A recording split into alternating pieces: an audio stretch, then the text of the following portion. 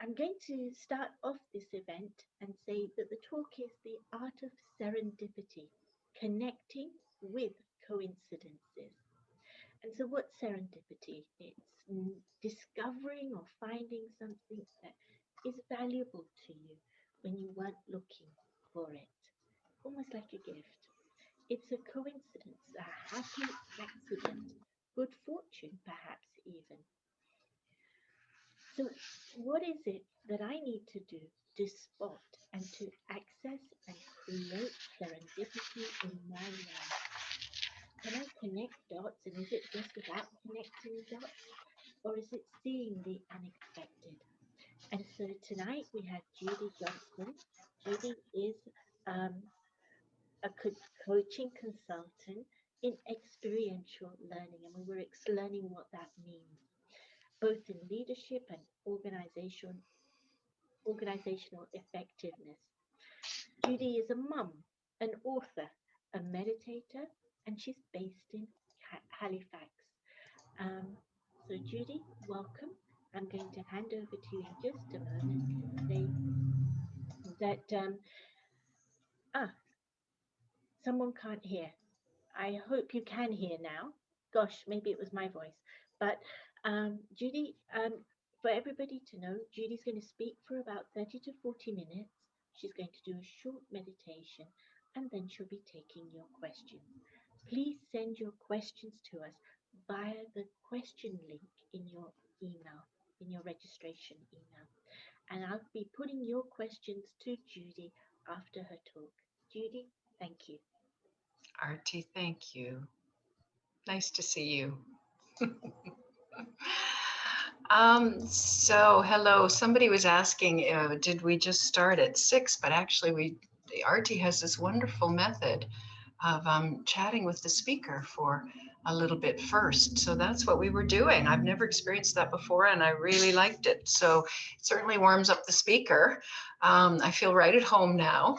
So welcome everyone who's joining us, and I feel very welcome. Thank you to Artie. I'm sharing my screen and I'm hoping you're seeing the Art of Serendipity. I know some will be listening on podcast later, so I'll speak to the PowerPoint images as we go, if that's okay.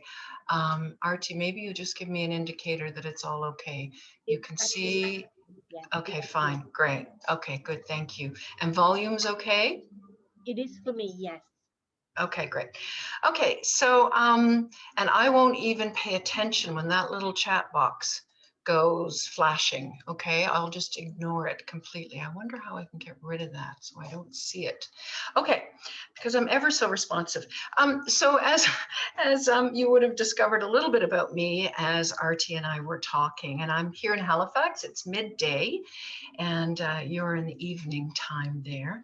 And when Artie asked me this, she said, "Have you got a theme?" And I went, "No, anything you pick." And then she picked this one, and wow, it's been one to get my head around. I think we use this word serendipity. No, I don't. Not very much. No, not very much. But I think we know it. It's in our language, and I actually didn't know what it meant.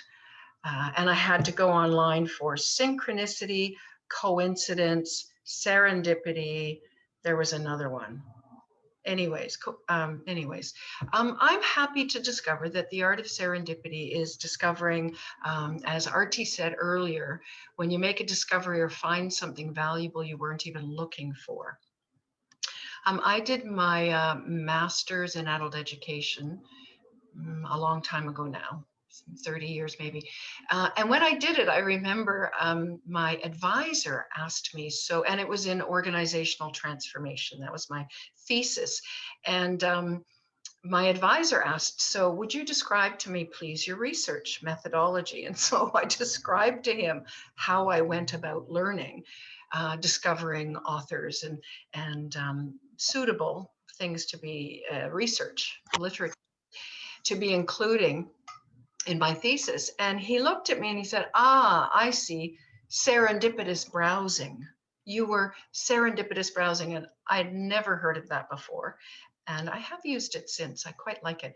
Serendipitous browsing for him meant that I just kind of sniffed around. I found something that I liked, and then I discovered what this person liked. This one in his, or her citations would have said, go to this one. So I went to that one. Oh, and I liked that one. And then I went to this one. So in a way, I just reinforced my own worldview, which, given that I was supposed to make a case in my thesis for a certain approach to organizational transformation, it worked for me, but it was serendipitous browsing. So it can actually be a way of living, is to just be wandering around and finding valuable things that you weren't looking for. And coincidence. So I'm here today actually because of serendipity. And I'm here because Artie and I met. Artie was something valuable I discovered that I didn't know I was looking for. Well, not Artie herself, but Artie as a person. I don't know if you remember Artie, but I think it was probably 15 or maybe even 18 years ago. Artie and I were both, we were two of 108 guests selected from around the world in the Brahma Kumaris to spend a week in our retreat center in upstate New York, Peace Village, to study with, to spend a week in conversation and experiential learning with a gentleman called David Cooper-Ryder. And he was the author, the creator of what we know as appreciative inquiry, which in my work at the time was very relevant. So it was a blessing for me to be invited to this event, but it was a BK hosted event because David felt there was so much overlap with the BKs in the study of Raj Yoga. So anyways, I go to this event. I'm a relatively new student at the Brahma Kumaris, maybe 2-3 years, very new. And we're in this group of 108 people. And I met Artie. And I don't even remember what we talked about. I don't think we had much time to talk. But I recognized her. I just felt this is a valuable soul. This is a valuable person. I like this person. I know this person. I feel like I know this person. And that was it. And I think I've seen Artie maybe twice since then in 20 years. And this is probably the longest conversation we've had we did talk last week about this event, but yeah, it's not like we spend time on a daily basis. And yet there was something very valuable I found at that meeting, and it was serendipitous. And it was serendipity that I got, and that's why I'm here today with you. And the fact that I got invited to that event goes back to my going to Mexico and saying, I did not want to go on this business and consciousness retreat hosted by an American conference group because I had an attitude about America, because I had an attitude about consciousness and spirituality, because I had an attitude about business. And instead I said yes. And I went, and I had this amazing spiritual experience that brought me to the Brahma Kumaris, which took me to Peace Village to meet Artie, which brings me here with you today. So all of that we could say is a coincidence. The act of two things coinciding, Artie and I coinciding, me and the Brahma Kumaris as a spiritual organization, as a study. But actually it was probably me and God that met in Mexico. But the coincidence, the act of two things coinciding, happening at the same time by accident, but seem to have a connection. So I love these two together. So serendipity, that you discover something you weren't looking for. Coincidence, two things coming together, happening at the same time that seem to have a connection. So I was reflecting on my life, and, maybe for many of us, it seems like chance at the time, or it seems like coincidence at the time. But when you look back, you can see that all of the dots connected. Of course, I needed to be in Mexico for that conference I didn't want to go to, because I had to meet this person who through whom or with whom I had this amazing experience on my own that led me to Artie, that led me to here. So that's just one little track. But it seems like chance at the time, but when you look back, it all kind of makes sense. And that's because we begin to see very clearly how every choice I have ever made in my life has led me here, actually here, sitting behind this desk in front of this computer screen, talking to myself while talking to a screen with pictures on it, but knowing you're all there. Like every choice I've ever made in my life has led me here. Because had I chosen not to go to Mexico, I wouldn't be here. Well, let's see. Maybe I would have been got some other way. But serendipity, I think, makes most sense in retrospect, because we can look back and see how, as disjointed as those dots seem to be, one over here, Mexico, Covent Garden, India for me, all these things, and you can draw lines between them and you essentially have the constellation of your life, if you think about it. I saw this in Heathrow before travel was shut down. Some of you may have seen this. I think it was as big as a wall, a big wall. I don't know how big, 20 feet by maybe 10 feet tall. This woman rug hooked this image of the world. And I thought, that's exactly how our lives are, like threads. And every decision we ever make somehow gets knotted with someone else's, and then in the end creates our world, the story of humanity, each of us connecting and overlapping at significant moments, essentially rug hook the world, macrame the world, knit the world, whatever. I think she called it rug hooking, but I can see there's other things in there. Isn't that amazing? Anyways, it was huge. It was in Heathrow. It's since come down, I'm sure. So all of our choices lead us to a place, and they create the world we're in. So I was thinking, though, as RT suggested in the request for this talk, but looking forward, can I make serendipity work for me? So looking back, it all makes sense that seeming coincidence led me to here. Yeah, so many stories, and I'm sure you've all got all of your own stories to tell when you look at your life and you connect the dots and you can see how, oh, that's how I got here, or that's how that significant thing happened for me. So I know I can make it work. It makes sense looking back, but does it make sense looking forward? So I began exploring how is it that we could make serendipity work for us?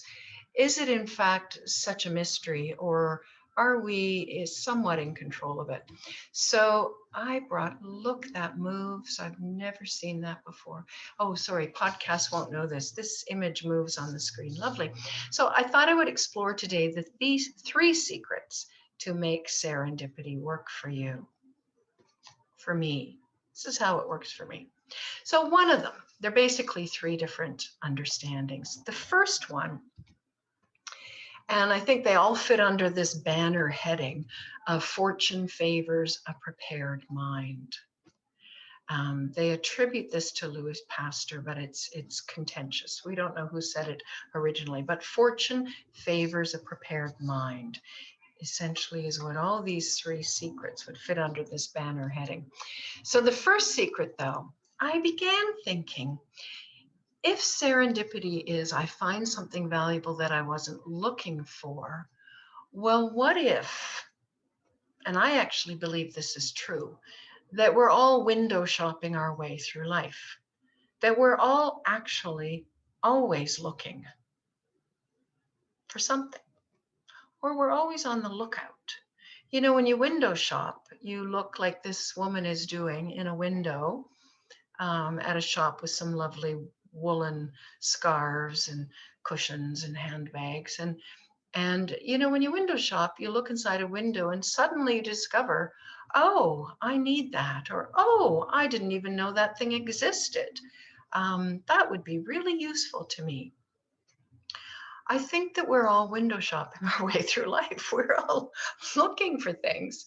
And then we discover something precious. So we walk by like this sweet shop and we see something. Oh, yes, I love those. I haven't had those since I was a kid. In you go and you purchase this particular sweet. and you feel like, wasn't that a great day? I found this thing that reminded me of my childhood, or that, was precious to me at one time. And oh, here I go. I remember it now. So I think that we're all window shopping all the time. So for me, one of the secrets of serendipity is actually just to know that. And even more than that, to know what I'm looking for. So one of the things I've learned in this meditation journey is that all of the things I'm now discovering through meditation, peace, happiness, love, I think I was looking for those things all my life. And in fact, every decision I made was an attempt to have that, to get closer to those things. But that in fact, all those things I was looking for were actually inside of me. And in fact, I have always been looking for them. So one of the secrets, I think, of serendipity, or making it work for you going forward, is to ask yourself, what have I always been looking for? What am I looking for? What have I always been looking for? And it may fit in these categories. Many of us are looking for this, looking for love, to be with our loved ones, which gives us the feeling of love. Great many of us are looking for peace. Whether that's to get the kids to be quiet for 20 minutes so I can plug in my earphones and have a meditation. If it's to get the kids to go out with the dad tomorrow, please, so we can be home alone. If it's to go on that holiday that ended up being quite expensive and got me stuck in customs and sitting too close to someone on a plane that wanted to talk, whatever the story was, it wasn't as pleasant as I thought it would be. And I get there and it rains for 2 weeks. But why did I go? Because I was really looking for some peace. I got really snarled up in all the complications to get it, but what I was looking for. And I associated what I was looking for with these physical or practical experiences. And most of us are looking for happiness. You can fill in your own blanks, but I think the first secret to serendipity is to know what I'm looking for. Because if I know what I'm looking for, I'll be more likely to recognize it when it's in front of me.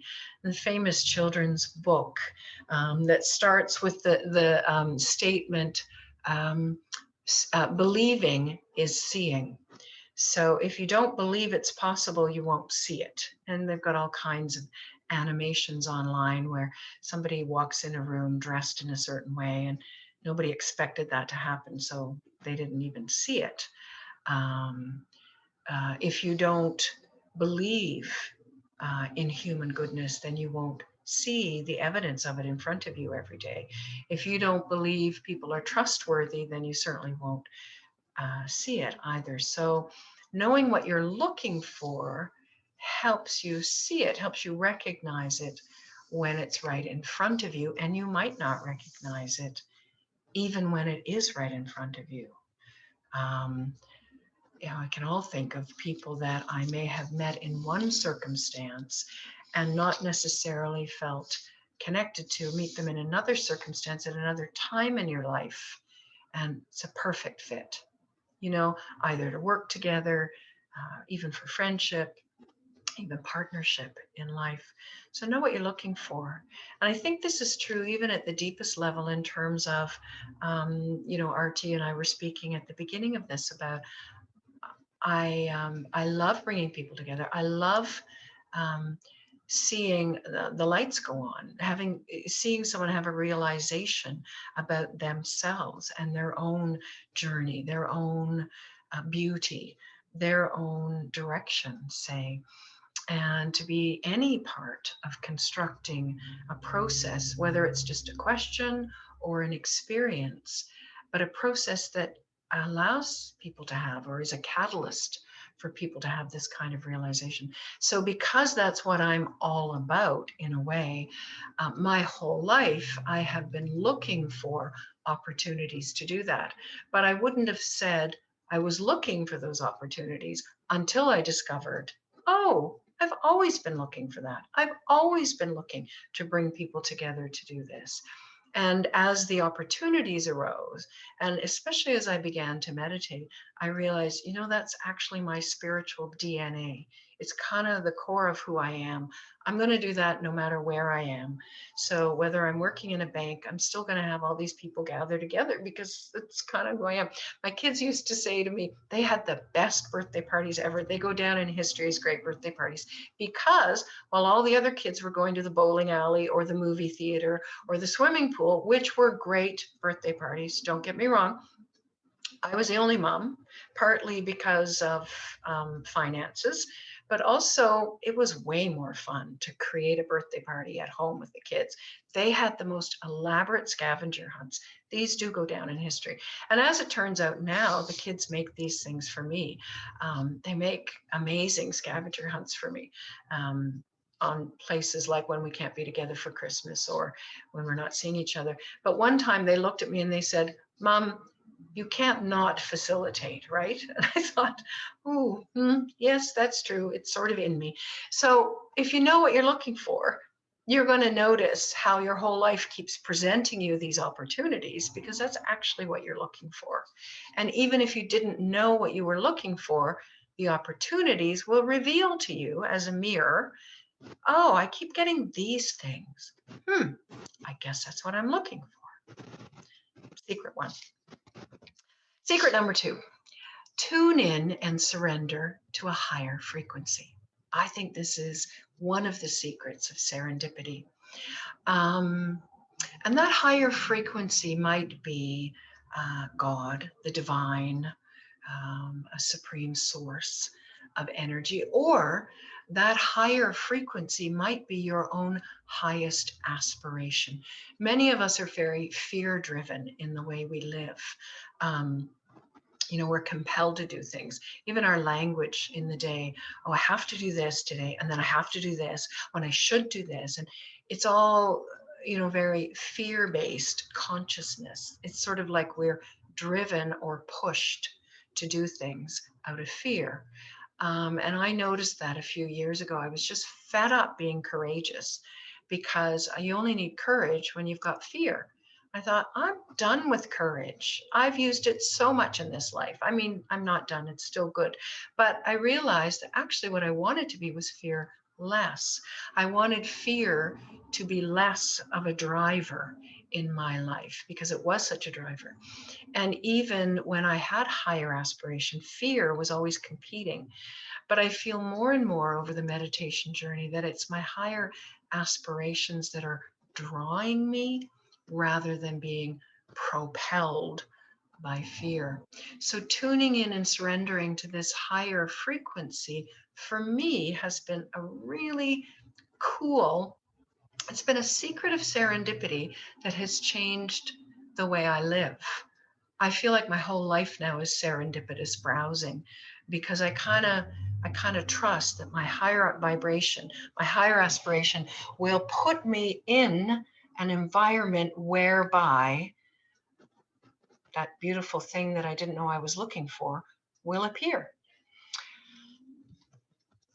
Bear with me on the pictures, but I love these pictures. Somebody was doing art with safety pins. And for those who can't see it, it's a safety pin that's bent a bit so it looks like a pregnant mother standing, and inside is a baby safety pin. And then the other is just a lineup of safety pins, but on a mirror. So they have a shadow there, or they're reflected there. Most of us go through life from birth to death, sort of following our noses, following whatever decision seems right in the moment. And I have to giggle because I was thinking about Artie and I in Peace Village together, and what happens to safety pins when a magnet shows up. You all get sucked up to the magnet. So we coincide with those seeking a higher vibration because we're all hanging out in the same energy field. So if you keep your energy at its highest, if you're allowing your aspirations, the energy of your aspirations, or if you're hanging out with the divine, in other words, creating an inner meditative, posture, a state of my own energy, more in tune with the divine energy. When you're hanging out at that frequency, you're just going to bump into others that are hanging out there as well. It'll seem like magic, and in a way it is, but actually you're all just vibrating at this higher energy field. So the giggle the other day when this image came to mind was, there I am attracted to this higher energy, which is what happened to me in Mexico, which got me to Peace Village. There I am hanging out as a safety pin, and lo and behold, the safety pin next to me is Artie. And we look at each other and go, hey, nice to see you. Yeah. It's almost like we recognize the vibration in each other, even though we know nothing about each other's personal stories really over time. It didn't matter. We recognized each other. So we're a bunch of safety pins hanging out in the magnet of God's divine energy, let's say, or the field of higher vibrations. There are many people in the world, and I'm seeing it more and more, it's like we're finding our tribes. We're all finding those people who, like us, have a higher aspiration. So if it's helping the world, if it's helping a certain part of the world, if it's being the best self I can be, if somehow I have connected those two, that being my best self will also help the world, whatever my highest aspiration is, others with that similar aspiration will be drawn by this higher energy field. And so we start to find our tribe, actually. I feel this is a time when we're all coming into our communities, our extended clans, those who we vibrate with at the same frequency. So that's secret number 2 is, tune into your highest energy field, your highest aspirational energy. And there you will coincidentally, you will coincide, you will experience the coincidence of coming together with others like you, or with those things that you find valuable and you didn't even know you were looking for them, but there they are hanging out in the same frequency. And so number 3 was to be open, is just to be open. There are so many signals. And if you're walking through your day, head down, kind of closed in on your own mentality, closed in on your own worries, closed in on your own preoccupations, you're going to miss the signs. And they're all over the place when you're looking.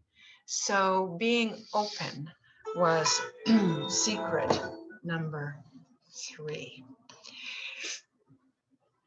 And then you'll meet other threads that are traveling in your frequency, your energy field. And who knows what kinds of great co-creations you can cook up, you can knot up together. So that was all I was going to say about serendipity before the meditation. And Artie, we can either do questions now or after and end with a meditation, whatever works for you. We do the meditation first and then do the questions. Okay. I'll just get a little lozenge in, a little cough in our meditation. Okay. So, given that I can only see my own face and the slides, I have no idea what resonated with all of you in that. So let's just sit for a moment and come into that. You might want to breathe for a moment or two and just settle your bodies. Come back into your body, actually, because we've been in the mind, connecting with ideas and thoughts. So just for the start of our meditation, you can just take a deep breath in, reconnect with your body, feel the contour of your body against the chair, and become aware of your own breath. Very sweet, regular rhythmic occurrence. The breath in this body, very grounding just to follow my breath for a few seconds.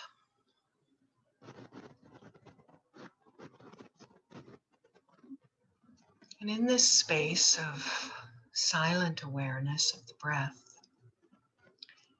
see if you can focus your awareness on your heart and see if you can feel your heartbeat.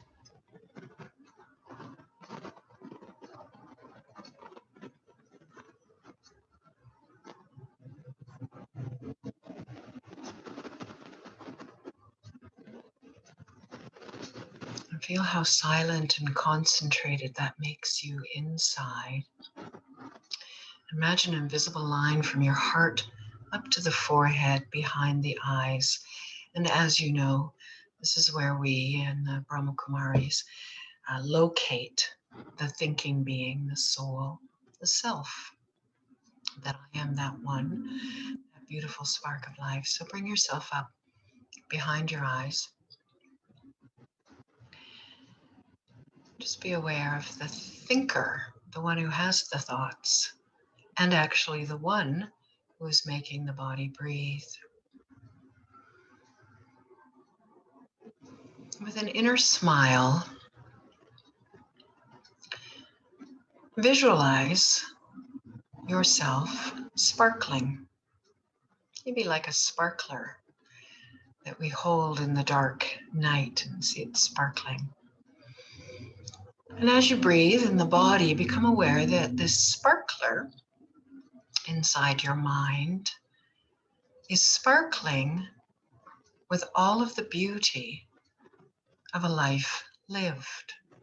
Every choice, every detour, every intuitive detour or direction or decision you've made in your life has brought sparkle, has brought moments of value, moments of beauty, moments of meaning, and moments of connection. And that you look back at your life and it's been a serendipitous flow, discovering things of value as you went along your way. And in each discovery, learning something about yourself, learning something about the one who recognizes value, the one who sees signals, the one who gets and understands the significance of something, and especially the value of something, the value of my life, the value of others' lives, the value of time and energy, the value of love, the value of true feelings. Let me just take a moment and ask myself, what is it I'm shopping for? What is it I really want? What am I looking for and have been looking for my whole life?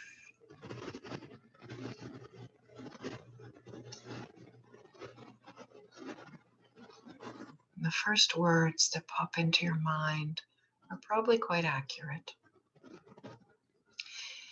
And feel as if there's a window that's opened in the soul. A window, a door leading to a pathway. And the sun, like in the picture on this image in front of me, the sun of the source, Son of God, Son of the divine light, shining down on this pathway.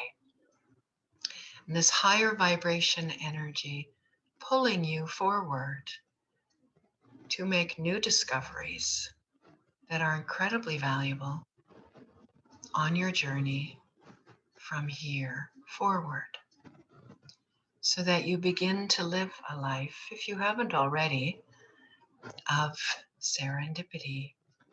And there will be no coincidences. There will only be great moments of beauty and meaning.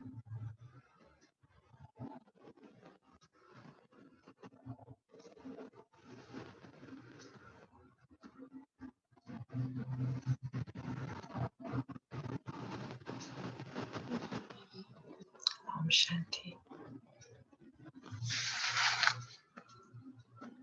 Okay, the first question that's come in for your attention is, how do you know when you're living to your highest aspirations rather than under fear-based consciousness? Mm.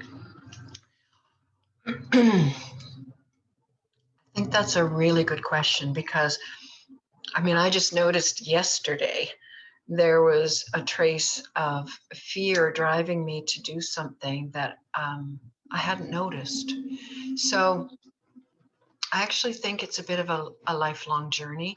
I think there are some obvious, I think for me, feeling just basically less anxious, feeling more content, feeling more at ease, trusting life a little bit more, trusting my choices, trusting the drama of life, that where I'm supposed to be is exactly where I'm supposed to be, where I am is where I'm supposed to be, and that anything I need will come in its time, and that no matter how much I might want to push and force, if it's not time, it's not going to come. So relax and make the commitment to myself and to my, divine guide, that I'll stay peaceful and until it's the right time. So I think the one indicator that I am living my life aspirationally and not fear-based is that I feel different. I relax into living a little bit more. Also, I think I begin to connect the dots. I begin to see evidence of things coming to me naturally without me struggling. But like I said, I actually think that's a long journey because I think fear is layered so deep in us that, even now, even after so many years, I don't know, maybe Artie hasn't got any more fear in her, but I'm still discovering traces of it. And they're lighter traces, they're nuanced, but they feel big when they're experienced inside. So I hope that's helpful, but that would be my answer, that it's a journey. And every time I notice that fear is driving me, I make the choice to shift to trust, to faith, to acceptance, receptivity, getting out of control mode into letting it flow and watch like an observer mode. So I think it's an ongoing practice, and it's part of our journey to shed a fear-driven paradigm or way of living. Interesting. What happens if you miss serendipity, a serendipitous moment, or um, you haven't connected the dots? Does that mean you've missed out completely, or does it come back? I think it comes back. I think we get several signals until we're ready, because I think that's part of looking back at your journey and seeing with absolute clarity how all those dots connected. And at the time, you wouldn't have made the meaning out of it that you can make retrospectively. So moving forward, it's the same. There will be something that maybe I didn't give great importance to. I didn't recognize that it was valuable. But 2 steps from now, I will notice. My daughter just got a job. We're very excited for her. And she made a choice to get out of her sector and into something else. It felt right. She has a bigger aim. And just this morning, she was saying, I don't know. It feels right at this moment, so I'm going to do it. But who knows? It'll maybe be the next job or the next job after, or later down the road when she'll look back and say, ha, it was because of that job choice that she ended up there. So I think in the moment, all we can do is I think it's the Frozen movie that my little niece went to see and told me, you do the next right thing. I think it's the mantra in the Frozen movie. Do the next right thing. So you can only do what feels right in this moment. And I think the way serendipity works is that another signal, another something will come along until you're ready to embrace, if it's a big change or a big move. But I think life prepares us in gentle ways. And that's a beautiful thing. Thank you. Um, there's lots of people saying thank you, so that's there. But what's the difference between serendipity and lucky? And do you need to be lucky, or does one lead to the other? Do I need to be lucky to have serendipity? Yeah. I think they're independent. I don't think luck has anything to do with this, actually. When I first found that quote, fortune favors a prepared mind. I think of we're always preparing our minds. And with those 3 secrets, I think we're preparing our minds well. But I thought in that quote that actually it was chance favors a prepared mind. And I was corrected when I researched that it's fortune. And fortune is different than luck. Fortune is something I make. And, we understand with the law of karma that, every action I take will bring a return. And so I create a fortune by performing actions that are aligned with my highest and actions that bring benefit to others. So that creates a spiritual fortune for me. So my fortune might be connected to serendipity. That if I've the actions I have performed, each action that is bringing benefit to others naturally will bring. And so suddenly I've got 6 people telling me about this job that because people want to help me and they'll help me find jobs, say. Whereas if I haven't done that, I might find myself alone in the same job search. So I think fortune and serendipity are more connected. So in other words, I will be placed in a higher and higher vibrational field based on the fortune that I am creating through my actions. And I will therefore encounter higher value things that are of value to me as I progress. Whereas luck, I don't even know what luck really means anymore. Now that I understand karma, I'm not sure what luck is. So sorry, Artie, I don't think I can answer that one. Okay, you answered it with explanation, so that's beautiful. My next question to you is, how is serendipity? The question is, how does serendipity affect my creativity? Well,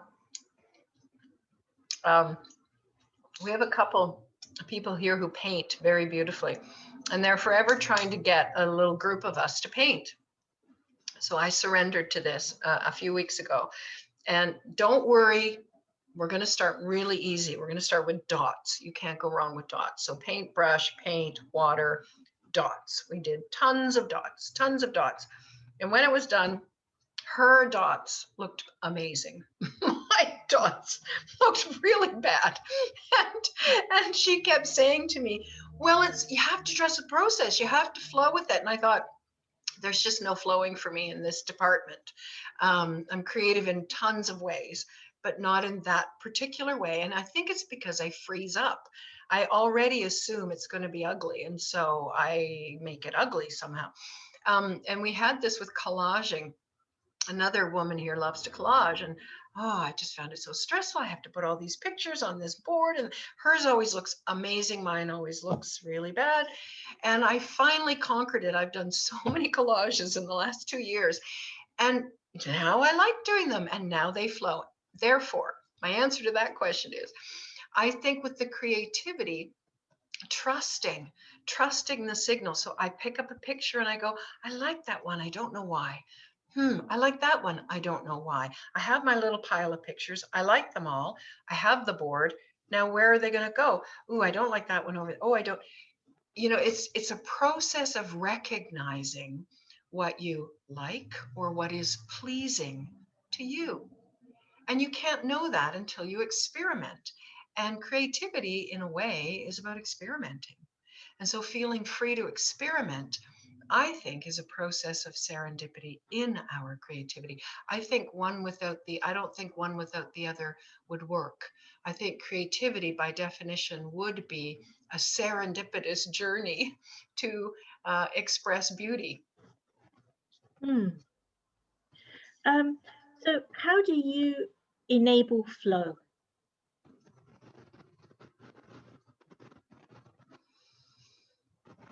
As in versus flow. freezing up?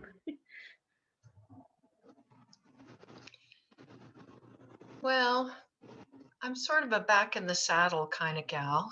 So I try it again and I keep trying. And each time trying, so if it's something that's important to me and I want to flow with it and not freeze up, each time my focus would be less on the doing of the thing and more on the quality of my inner state of mind. Oh, I was more relaxed this time. Oh, I allowed myself just to put things down even though I didn't like them, and then I rearrange them later, whatever the collaging experience.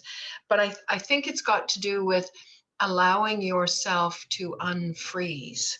And like when you take something out of the freezer, it takes a while to thaw. I think it's the same for the soul. If the soul is frozen in relation to anything, it takes a little time and patience and warmth. The warmth of love, and in my case as a meditator, the warmth of God's love, the warmth of the sun on me sort of slowly melts me. And I feel like my heart has been melting over all these years as a meditator. And it's not as frozen, it's more thawed than it was before. So yeah, I think it's about how you approach yourself when you are frozen in the face of something and you want to flow instead. It's an oxymoron to force oneself to flow. Mm, mm. Okay, all right. What do you do if you're not sure of what you're looking for? So, what can you do if you're not sure, not fully sure of what you're looking for?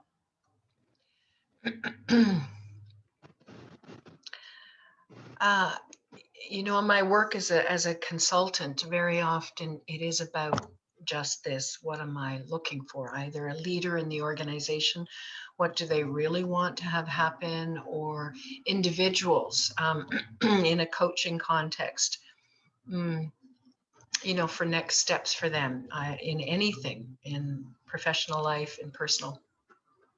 So I think we have evidence. So I ask questions to help people discover what it is they really want, because I think we know what we want, but we don't know that we know it. So if we look for data in our life, we can see just by looking at the choices I did make, I can see each time what influenced my choice was this longing, this deeper desire. I can look at the moments when I've been happiest at my life, and I can see, oh yeah, these conditions together tend to be conditions that allow me to blossom like this flower on the screen and to flourish. So I think what we're really looking for ultimately is to be ourselves, to be fully, completely, freely, happily me. And we might say, I'm looking for peace or I'm looking for love, but ultimately we're really looking to return to ourselves, to be our best selves. And so I think our life is a series of clues. And it's just looking for those clues and understanding the signals. What message is that giving me about what I'm really looking for? And most of us listening here today are probably, if not young adults, adults. We've got good track record. We've got good data to look at if we look back at our lives. It's just a few questions help us get there. And then the questions in the present moment of, what is my heart longing for? For me, the ego doesn't always allow me to answer that honestly. So many strategies as a facilitator in experiential education. This is why I love experiential education, because if you ask somebody, tell me how you will do this, or they'll give you either a rote answer or the answer they think they should give you. They'll give you an answer that essentially that they already have. And they already knew that. So there's no learning in that. Whereas through an experience, you'll discover something new. So for me, I'm always looking for questions and experiences that fly under the radar screen of ego, because ego is the one that freezes the soul. So if I can fly under that and ask a question that allows you to answer without the ego, kind of puts the ego on hold for a moment or anesthetizes it for a moment so that you can actually respond. So for instance, the methods, many people do this. They do the other hand writing. For me, that would mean my left hand. And this one question, what is your heart longing for? And you're to answer that with the opposite hand writing, and you're to write for a good, I don't know, fill the page, there's some limit or something. But the point is, by not writing in the hand I feel total control of, I am suddenly vulnerable. And in that vulnerable moment, asking myself that question, I'm more likely to to touch the real me, the soul, and not the packaged or the canned answer that the intellect would offer, which would keep me stuck. Does that make sense? Yeah. I mean, there's methods to get at it. I guess I'm saying I've spent my life learning methods to do just that, to help somebody discover what they really want. But I think we can look at our lives and see what we really want, because we've got repeated themes, track record in our life. Is there an art of putting together the right question? And if there is, how do we develop it? Artie. Yes, it's an art. It's definitely an art. There's a lot of science in it, understanding what opens consciousness and what. So, I mean, you know this, I know you know this, but you can ask somebody a yes, no question. So did you do this? And they'll go, no. Did you do that? And yes or no. Or you could ask them, so what did you do? I mean, that's the science of arts, because of questions, because one narrows someone's consciousness to yes, no, and the other opens their consciousness to, oh, what did you discover? What did you experience from that session this evening? So what is your takeaway from this evening's talk? What aspect of this evening's talk is useful for you at this point? What from this talk would help you improve your relationship with serendipity? I don't know. Questions that allow the person to be interested in answering them. Most questions that people ask, they kind of already know the answer to. So it's not really very interesting for the person to answer. But a good question is one that you yourself don't know the answer to. As a facilitator, I never ask a question I know the answer to, because then why would I ask the question? It's condescending, it's patronizing. So for me, that's a good question. Yes, there is an art to asking questions, but there's a science too. And so you just get better at it. And the final question for you this evening. What was the first moment you can you can remember of experiencing serendipity in your life?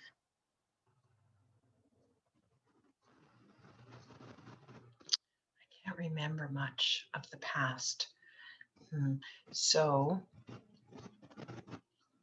first moment.